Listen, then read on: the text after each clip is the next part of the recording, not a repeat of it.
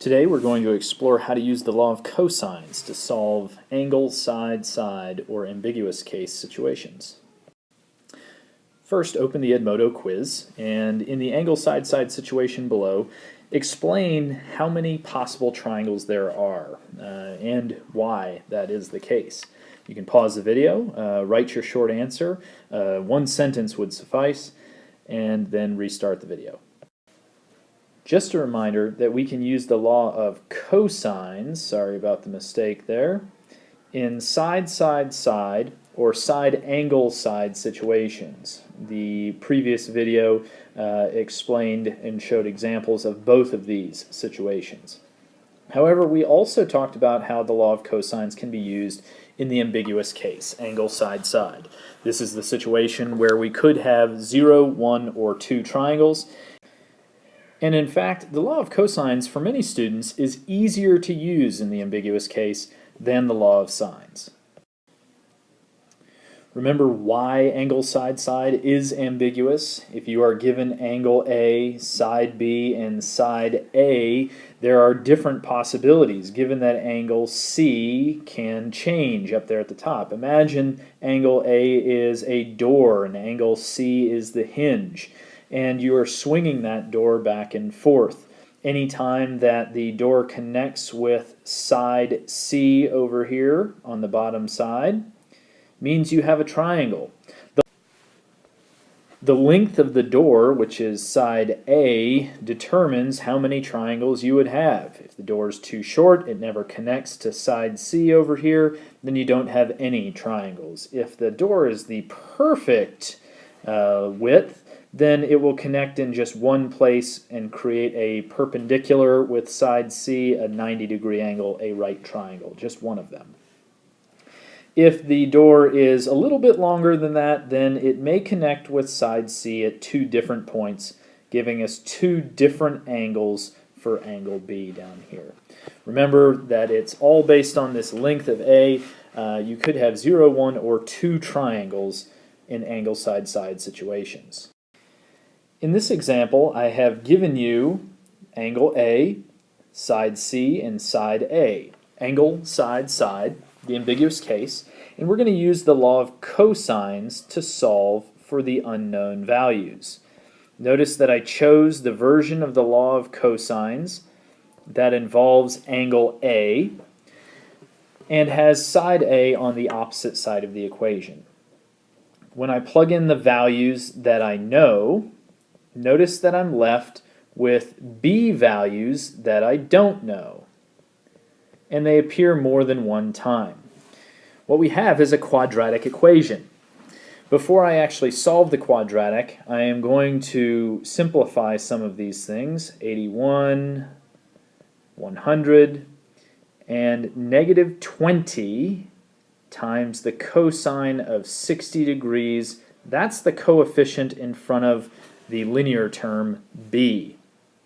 Now, negative 20 times the cosine of 60 degrees, knowing your unit circle values, you know that cosine of 60 is 1/2, so that means this is equal to negative 10.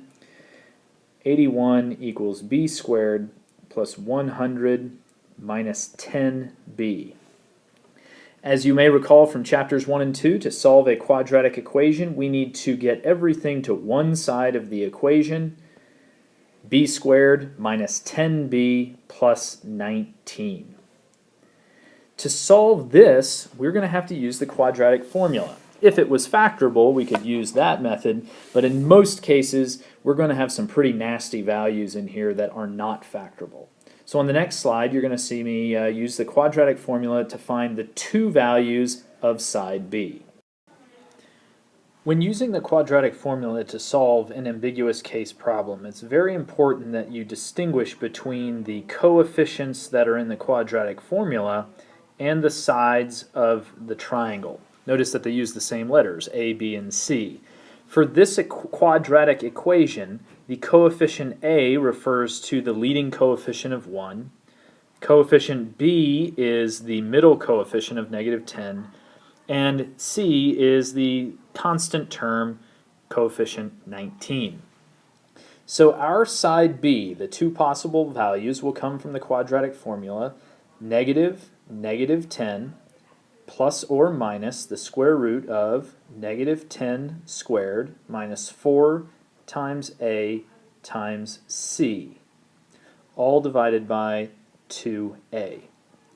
When we start to simplify this, we get 10 plus or minus the square root of 24 divided by 2. And we should continue simplifying it. We want to find the exact value here, not a decimal approximation. We know that 24 is 4 times 6, so that leaves us with 10 plus or minus 2 times the square root of 6, all divided by 2. Remember that denominator distributes to both terms in the numerator, and so we are left with 5 plus or minus the square root of 6. Those are the exact values for side B. If we wanted to know what they were roughly, we could use our calculator. B could be either 7.45 or 2.55. Now, the next question in your Edmodo quiz is going to involve this example in finding the two possible measures of angle B. You can use either the law of cosines or the law of sines, but you are looking for two possible measures of angle B. In the Edmodo quiz, make sure you enter the smaller angle first and the larger angle second, and round both answers to 2 decimal places. Go ahead and pause the video, answer the Edmodo question, and then restart the video. Again, we're going to look at the identical example that we did in the previous ambiguous case video. This time, I'm telling you that there are no triangles. Luckily, when we use the law of cosines, the method of solving an ambiguous case problem doesn't change. Again, we know angle A, side C, and side A. We're going to use the law of cosines to solve for side B. So we set up the law of cosines with the side A on the opposite side of the equation, 125 squared, is equal to the unknown B squared plus C squared, so 200 squared, minus 2 times B times C of 200, cosine of 110 degrees. Now we're going to need to do some calculations here to make this look a little bit nicer. 125 squared is 15,625. 200 squared is 40,000. And this is negative 400 cosine of 110 degrees times B. Like we did in the previous example, we're going to get all of the information to the right-hand side of the equation. The first term is B squared. The second term is minus 400 cosine of 110 degrees B. Remember, that whole thing is the coefficient in front of the linear term. And then the constant term is 40,000 minus 15,625, 24,375. Now, before we go into the quadratic formula, I want to look at that middle coefficient really quickly. We didn't have this problem in the first example because the cosine was of a unit circle value. However, it's important that we use the exact value of this coefficient. Go ahead and type into your calculator, negative 400 cosine of 110 degrees. Press enter, and you'll find that to be roughly equal to 136.81. Now, if you use that rounded value, you're going to get slightly rounded values at the very end for the side B. So I would store this value in your calculator. You can call it whatever you want. Call it X, call it B for the coefficient B. For my purposes, I am calling it U, just like we did before, kind of substituting in an easier value using U. So our quadratic formula is going to be B is equal to the opposite of U plus or minus the square root of U squared minus 4 times 1 times 24,375. This is all divided by 2 times 1. 1 is the leading coefficient. Now use your calculator to calculate the value that's underneath the radical. Again, using that exact value for U, not a rounded value, what you'll find is that it comes out to be a negative number, negative 48,703 and change. Remember from chapter 2, a negative number under there creates an imaginary number. Imaginary numbers and triangles don't mix. This is an indication that the triangle does not exist. There is no side B. Remember, we could have discovered this from the very, very beginning. Angle A is obtuse, and yet side A is not the largest side of the triangle. That's a great indication from the beginning that there are not going to be any triangles, but notice that the law of cosines confirmed this.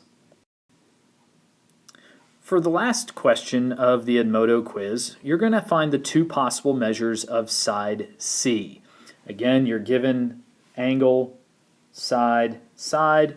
You need to find the two possible values for side C. Remember to round your answers to 2 decimal places. Give your smaller answer first, your larger answer second. This concludes the video for the ambiguous case. Go ahead and complete your Edmodo quiz and submit it.